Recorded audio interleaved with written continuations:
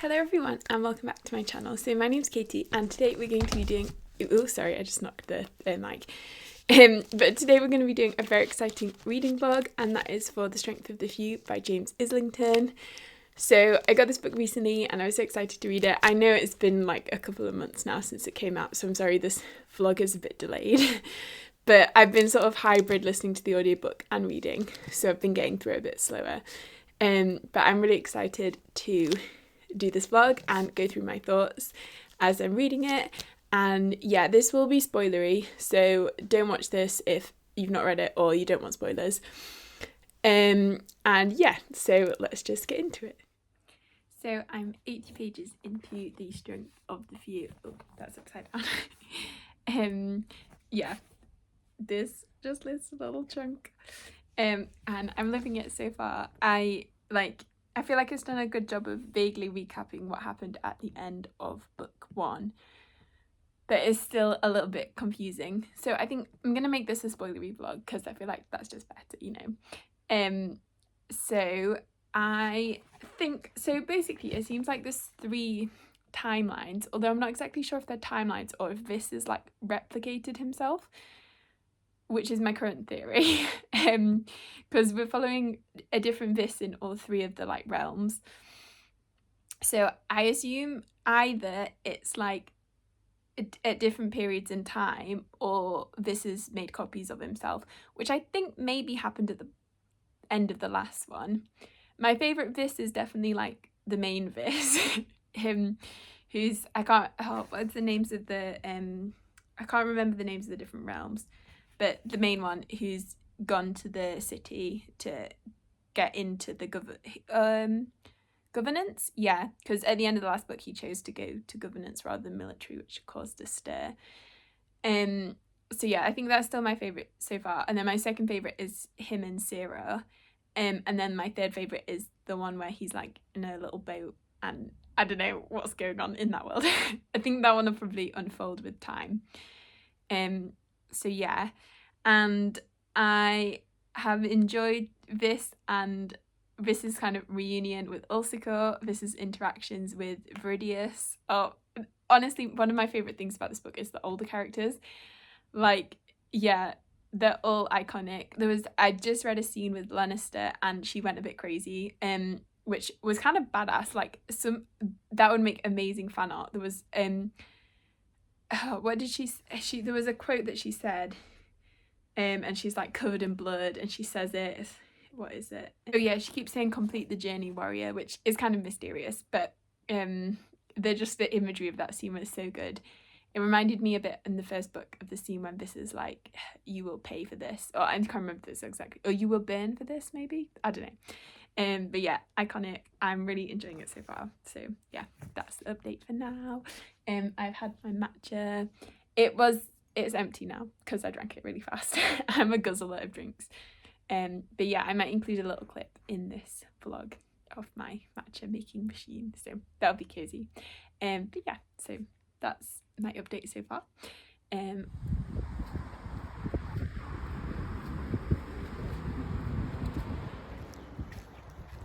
Excuse the bad lighting because it's evening, so it's dark outside, so there's no nice natural light, so we're just going by the artificial light of the lounge. So I've read more of Strength of the Few. This is how much I've got left, although I have read a little bit more actually, so probably got about that much left because I've just been for a walk and I've been listening to it on my audiobook. So I would say like I'm at least 2/3 of the way through now, and oh, it is so good. So we're really following three main storylines, which I think I went over in my last clip. And it's all Vis, but it's Vis in different realms. So there's three realms and three different Vises and three different kind of storylines that we're following. Loads of stuff has just kicked off big time. If you've read it, the scene in the military senate like chamber room, that was insane. I think that was my favourite scene I've read so far in the book. Oh, it was so good. And yeah, so I'll just go through my thoughts on each of the Vises. So my favourite by far is definitely the Res storyline, which is the kind of main one that we got in Will of the Many as well. With all the characters that we know and love. Like, I love Iqua. I kind of ship her and Vis now as well. I also like that there was some like closure on Vis and Amisa, and I feel like they've now just like had a little chat and put it to bed, and then that's not really going to be a thing anymore, which I like because I never really ship them. But yeah, I like that there's subtle hints of Vis and Iqua. I really hope that they end up together. Or even better would be a Vis, Iqua, Iden polycule. I would like that. Like, Vis was climbing onto Iden's balcony in the middle of the night. Like, that's a bit sus. Anyway. So, yeah. That was a tangent. Yeah, so, and I love Iden. He's a great character. My only complaint with this book so far is not enough Iden, because he's not been in it that much, and I love him. And also not enough Indol. I really like Indol. I think he's a very interesting character. And yeah, I would like more of him as well. But yeah, him, and then also I loved Iago the Wolf. He reminds me a bit of the like Night Eyes Fitz dynamic. Yeah, I'm excited to see more from him. And also I'm really curious as to whether he's like sentient or not. Whether he's just like a wolf or whether there's more to his character. Which I feel like James Islington could well reveal later on that there is more to his character. And then who else? Yeah, Lannister. Oh, I hope she's okay. Relicia, I love Relicia. She's great. I'm loving her in this book. Although she does seem to have taken a bit of a backseat compared to book one. I feel like in book one she was the main driving force of the Anguis, and now it seems to be someone else, who I'll talk about in a sec. I like Ulsica as well, although he's not been in it too much also, but yeah. And then there's also Ostius, who is the new sort of Anguis main contact seemingly for this. He's great. I'm loving him so far. One thing I think that I love about the series is its villains and how well they're done. And they're all very complex and have kind of conflicting political motives. But oftentimes you can sort of see where they're coming from and see why they believe in their own politics, even if it's slightly in conflict to Vis's wishes or how Vis would go about doing things. They often go about things in more evil ways, but they still have sort of righteousness in themselves, which I think makes it a really interesting series. So I think all the villains are quite compelling in this series. Although there's like a big looming villain who I don't know if he's going to be the villain or whether it'll turn out to be more. Because the whole series concept feels like the real villain is like the system and the empire rather than an actual single evil figure. So yeah, we'll see what becomes of. There's this god Car who seems to be the like big bad, maybe, but we've never really met them as a character. They're just this like looming figure, so it could go either way. Yeah, so that's the Res Vis. Then there is Oba-Ti Vis, who seems to be, I don't know if he's implied to be like the original Vis, but I do like his. I liked it at the beginning when it was him and Zero and they were like going through this labyrinth tomb thing. I thought that was a really cool setting. And then I also like the Inunci. I'm not quite sure how you say it, but these like they almost seem like half robot kind of. Not really. I think they're being like mind controlled. Or the Inunti, which are these weird like, I'm not entirely sure what they're meant to be, but they're like agents or minions of this god Car, and like spying for him, which seems very interesting. And I'm enjoying that sort of Big Brother is watching vibe from the Oba-Ti chapters. And also this dancing, that was really fun. Yeah, like why is he having to learn to belly dance to infiltrate this like secret tomb to get access to these minions? Yeah, that was fun. And then there's Lucium Vis, who I think is my least favourite POV, but it's like just Vis living his little cottagecore farming life, learning to fight. I'm sure that plot will become more relevant because there's lots of little hints and stuff like about the druids and how we don't really know how will is used in that world as well. So that'll be interesting to see when that's revealed, if it's revealed. But yeah, I'm really enjoying it. So that's my little update. There was one more thing I was going to say and I can't remember what it was.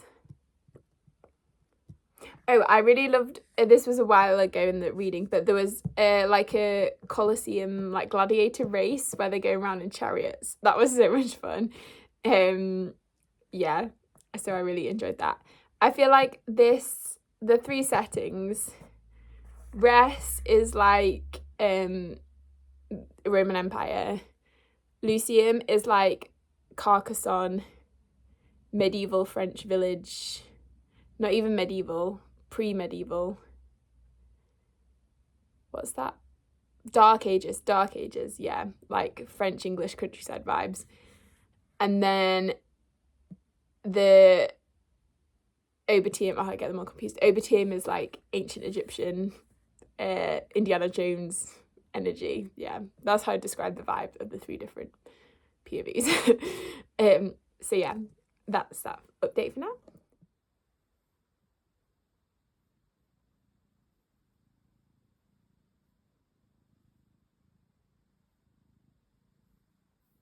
So I think I last updated when I was about halfway through, 2/3 of the way through.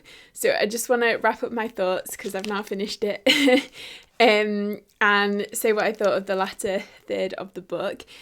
So I think it's become clear whilst I've been reading that I'm a much bigger fan of the Res chapters rather than the Obertium or the Lucium chapters.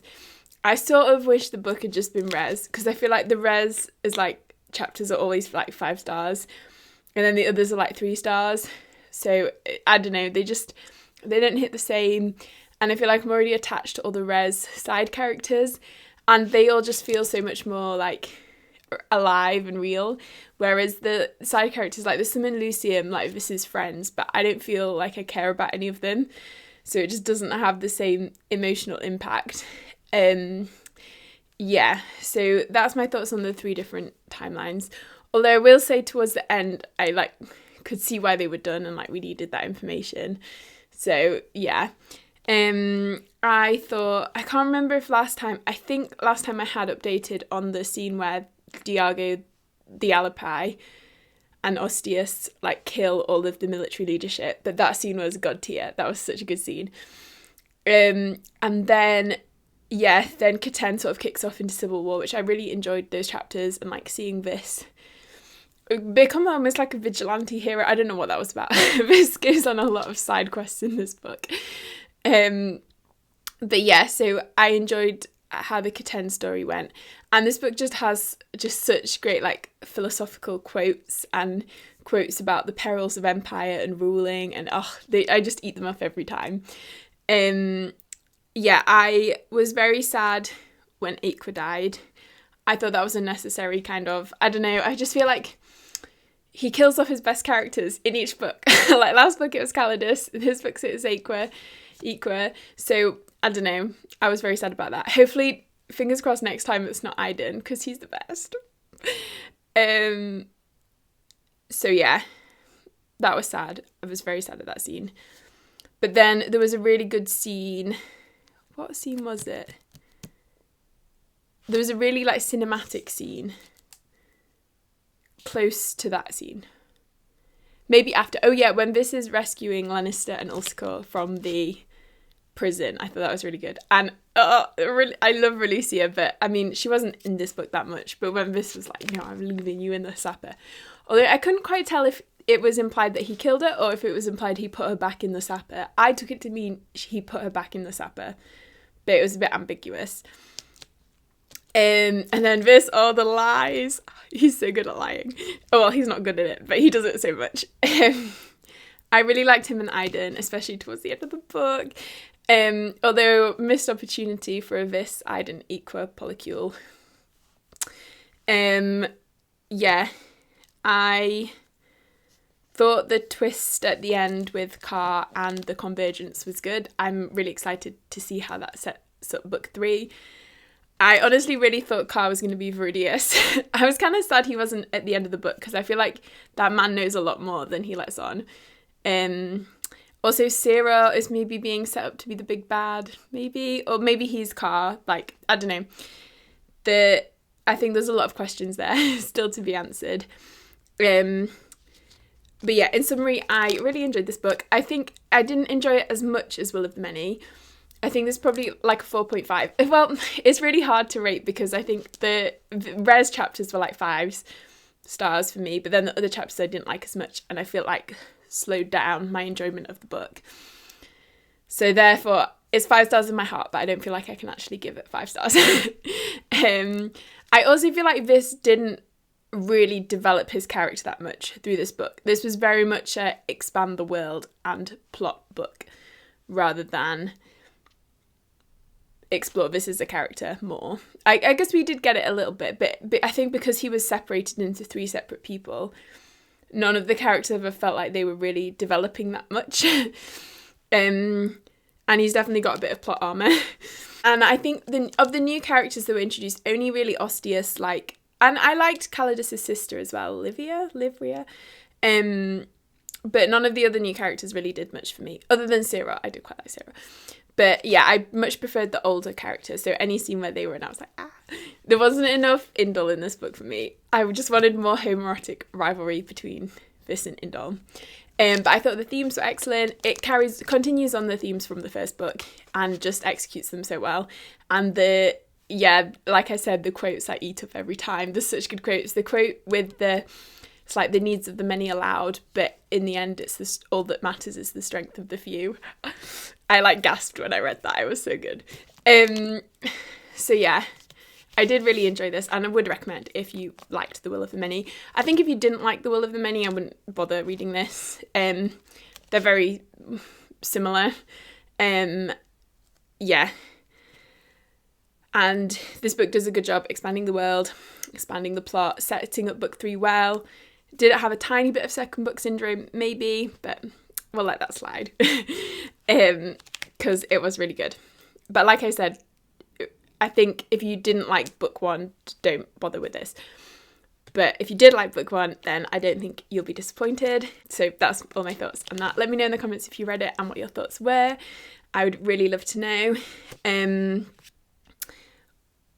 In terms of theories for the next book, well, I didn't really know because the ending seemed to change a lot. Vis has suddenly become a necromancer and is in charge of all these dead people ceding their will to him, and people that we thought were dead and now, well, not alive, but they're alive as zombies. So who knows what's going on there. I think it's going to turn out that the original world had a hierarchy system, and then where they ceded will, and then this all collapsed and they started maybe seeding will from dead people, and then that's what caused the cataclysms, and then they split up into 3 worlds, and now they're doomed to repeat the cycle. Maybe. I think, yeah. I don't know how it'll turn out, the ending. I feel like there's too many questions to even theorise. Definitely something to do with Vis being synchronous. I think what will end up happening is two of the Vises will die, and 1 Vis will survive. That's my current theory. And I'm hoping that the rest Vis survives. Yeah. What else do I think will happen?